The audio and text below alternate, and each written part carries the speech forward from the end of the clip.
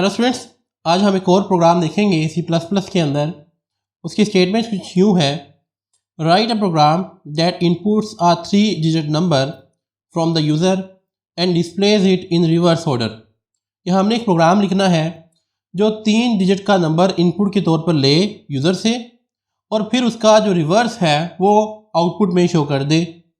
For example, if the user enters 1 2 3, यानी अगर user 123 inter करता है, इट डिस्प्लेज 3 to 1, यानी कि इसका हमने रिवर्स शो करना है। तो इसका कोड कुछ आपके पास यूँ होगा। इस कोड को समझते हैं। सबसे पहले हमें पता है ये पहली 2 लाइंस हमारी प्री प्रोसेसर डायरेक्टिव्स होती हैं जो हेडर फाइल्स को ऐड करने के लिए हम लोग इस्तेमाल करते हैं और ये तमाम प्रोग्राम्स में हम ऐड करते हैं।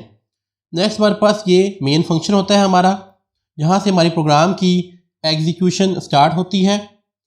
उसके बाद हमारे पास प्रोग्राम की बॉडी के अंदर क्लियर स्क्रीन आती है जिसे हम इस्तेमाल करते हैं इस फंक्शन को हमारी स्क्रीन को क्लियर करने के लिए। ये भी हम बार बार पढ़ते आ रहे हैं। नेक्स्ट हमारा एक्चुअल प्रोग्राम स्टार्ट हो रहा है कि सबसे पहले हमने 3 वेरिएबल्स को डिक्लेयर किया है।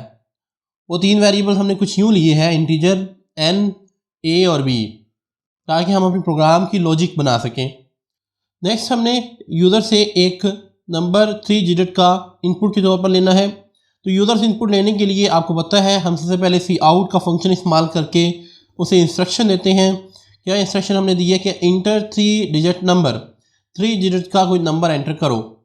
फिर जो भी वो यूज़र नंबर एंटर करेगा वो हमने सी इन के थ्रू n वेरिएबल के अंदर हमने उसको स्टोर करवा लेना है। सपोज यूज़र इंटर करता है 1 2 3, तो हम उस 1 2 3 को n के अंदर क्या कर देंगे, स्टोर कर देंगे। ये प्रोग्राम बेसिकली n वेरिएबल के अंदर उस नंबर को स्टोर कर देगा। अब नेक्स्ट हमारे पास ये जो 4 लाइंस हैं ये हमारे बेसिकली प्रोग्राम की लॉजिक है जिसके थ्रू हम अपने इस नंबर को, ये जो नंबर यूज़र ने इंटर किया है, उसको हम रिवर्स करने की कोशिश करेंगे। अब बेसिकली ये जो लॉजिक हमने बनाई है ये कर क्या रही है, ये हमारे इस नंबर के तमाम डिजिट्स को अलग अलग करने के लिए हम लोग इस्तेमाल करेंगे। लाइक 1 को अलग कर लेंगे, फिर 2 को अलग कर लेंगे, फिर 3 को अलग कर लेंगे और बाद में हम उसको आउटपुट के अंदर रिवर्स ऑर्डर के अंदर शो करवा देंगे। तो इस लॉजिक को समझने की कोशिश करते हैं। सबसे पहले हमारे पास लिखा है a = n डिवाइडेड बाई 100। इस इक्वेशन को हम सॉल्व करेंगे। सॉल्व करें तो हमारे पास आएगा a = 123, हमारे पास n की वैल्यू है और डिवाइड कर दिया हमने इसको 100 के ऊपर। जब हम इसको डिवाइड करेंगे तो हमारे पास a = आएगा 1.23। तो अब अगर आप देखें ये a वेरिएबल है, ये a वेरिएबल है इंटीजर टाइप का। तो इंटीजर टाइप के अंदर हमें पता है कि हमारे पास पॉइंट या फ्रैक्शन वाली वैल्यूज़ नहीं आती। हमारे पास a = आ जाएगा 1, यानी कि हमने क्या किया, 1 2 3 इस नंबर में से ये जो पहला 1 था इसको हमने सेपरेट कर लिया है और वो इक्वल टू है a के, a = 1। अब नेक्स्ट स्टेटमेंट के अंदर वो कहता है n = n मॉडुलस 100। इसको सॉल्व करते हैं कि 123 का मॉडुलस हमने लेना है 100 के ऊपर। जब आप इसको मॉडुलस लेंगे तो हमारे पास n = आ जाएगा 23, यानी कि n = हमारे पास आ गया 23। अब यहाँ क्या हुआ है, क्योंकि अब हमने 1 सेपरेट कर लिया था तो अब हमारे पास जो रिमेनिंग रह गया 23 वो इक्वल टू आ गया n = 23। अब हम इसमें से 2 को सेपरेट करेंगे, उसके लिए हम क्या कर रहे हैं, b = n डिवाइडेड बाई 10। तो इसको सॉल्व करते हैं।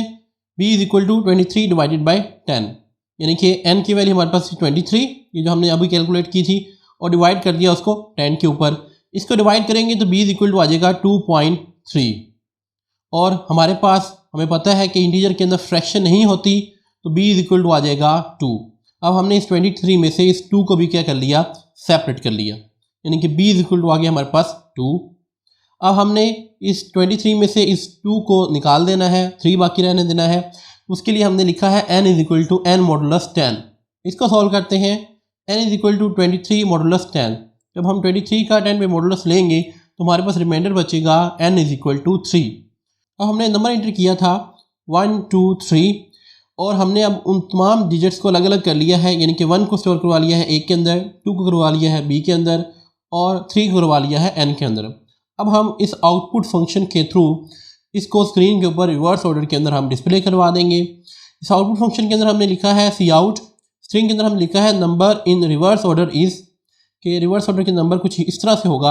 आगे हमने एंगल ब्रैकेट्स और इन तमाम वेरिएबल्स को हम रिवर्स ऑर्डर के अंदर यहाँ पर अरेंज कर देंगे, यानी कि सबसे पहले हम n की वैल्यू को शो करवाएंगे, फिर हम b की वैल्यू शो करवाएंगे और फिर हम a की वैल्यू को शो करवाएंगे। यानी कि इसकी आउटपुट कुछ यूँ होगी। लेट्स सपोज आपके पास ये स्क्रीन है, तो यहाँ पर आएगा number in reverse order is, सबसे पहले 3, फिर 2, फिर 1।